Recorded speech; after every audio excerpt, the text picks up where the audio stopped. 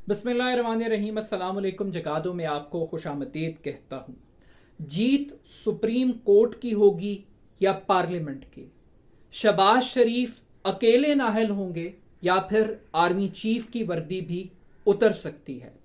Parliament की मुजव्वज़ा कानून साजी का अंजाम क्या होगा? आज इन तीन मौज़ूआत पर हम बात करेंगे। कौमी असम्बली और सुप्रीम कोर्ट ऑफ पाकिस्तान के दरमियान एक आखिरी मार्का शुरू हो चुका है।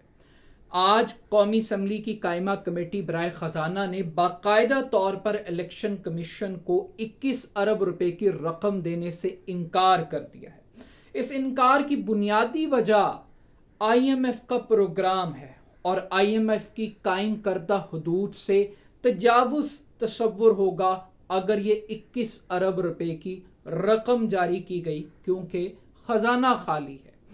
ये जवाज फराहम किया जा रहा है एक ऐसे वक्त में जब कल सुप्रीम कोर्ट ऑफ पाकिस्तान के सामने स्टेट बैंक ऑफ पाकिस्तान को पेश होना है, वजारत खजाना के अरकान को पेश होना है, हुकूमत के तमाम अहम तरीन माली उमूर के ओहदेदारों को रिकॉर्ड समेत पेश होना है कि रियासत के पास इस वक्त दस्तयाब वसाइल कितने हैं, उनको कैसे इस्तेमाल किया जा रहा है। कानूनी तौर पर इस बात को साबित करना है कि खजाना खाली है और 21 अरब रुपए की रकम नहीं दी जा सकती।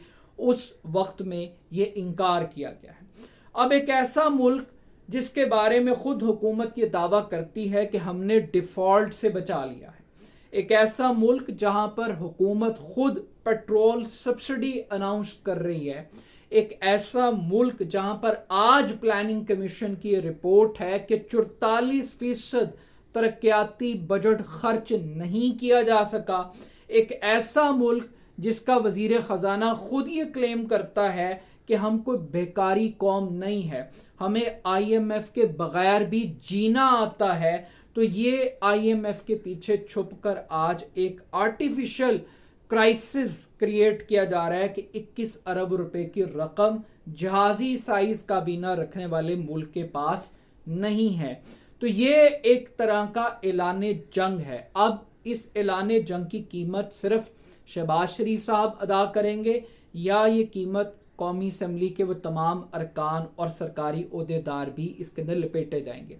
उससे बढ़कर कल एक इन कैमरा सेशन हो रहा है। इस इन कैमरा सेशन में आर्मी चीफ, अस्करी हुकाम शिरकत करेंगे और एक प्लांटेड ऑपरेशन की कहानी कौम को सुनाई जाएगी और मुल्क में सिक्योरिटी के चैलेंजेस के ऊपर एक जामे प्लान दिया जाएगा।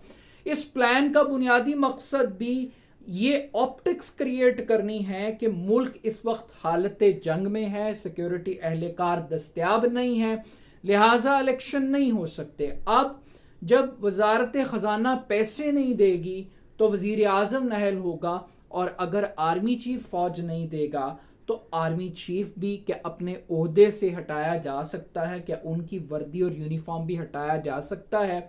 मेरा ख्याल है कि एक आखिरी मार्का आर्मी चीफ बामुकाबला सुप्रीम कोर्ट ऑफ पाकिस्तान भी हो सकता है। ये एक इंटरेस्टिंग डेवलपमेंट होगी।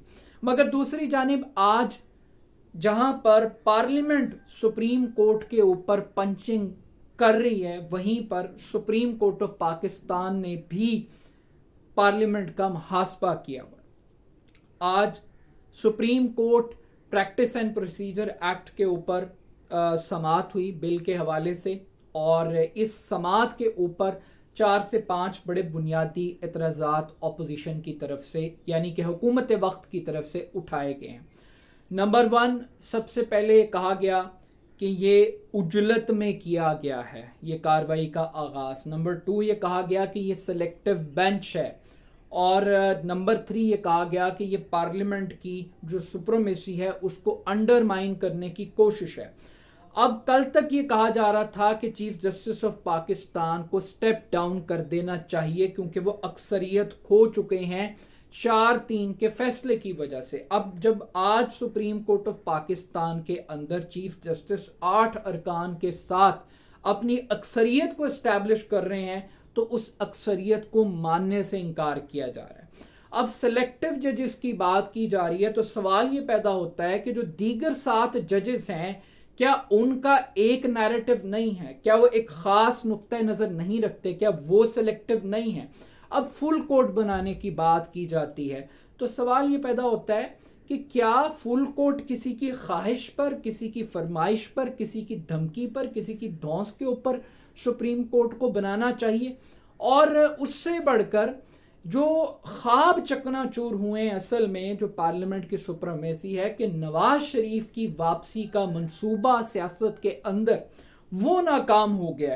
क्यों? क्योंकि अगर ये कानून सुप्रीम कोर्ट ऑफ पाकिस्तान की आज़ादी को मुतासर करता है तो फिर ये कानून साजी ख़त्म की जा सकती है, जैसे कि आज वहाँ पे गुफ्तगू हुई, हस्बा बिल का हवाला दिया गया, speaker deputy speaker Qasim Suri की रूलिंग का रेफरेंस दिया गया बाकायदा तौर पर कि किस तरीके से अदालत के पास ये इख्तियार है कि वो कवानीन को ख़त्म कर सकती है।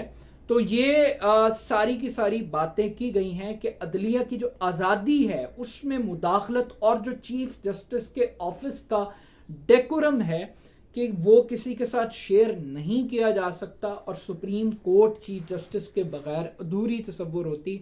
तो ये सारे आर्गूमेंट दिए गए हैं, but still at the end of the day देखना यही है कि विक्ट्री किसकी होती है, पार्लियामेंट की होती है या फिर चीफ जस्टिस की होती है। और अगर चीफ जस्टिस की विक्ट्री होती है तो फिर इसकी कीमत अकेले शहबाज शरीफ चुकाएंगे या आर्मी चीफ भी इस कीमत के अंदर लपेटे जा सकते हैं। अपना फीडबैक मुझे ज़रूर दीजिएगा, मेरे यूट्यूब चैनल को जगादो को ज़रूर सब्सक्राइब कीजिएगा। बहुत शुक्रिया, अल्लाह हाफ़िज़।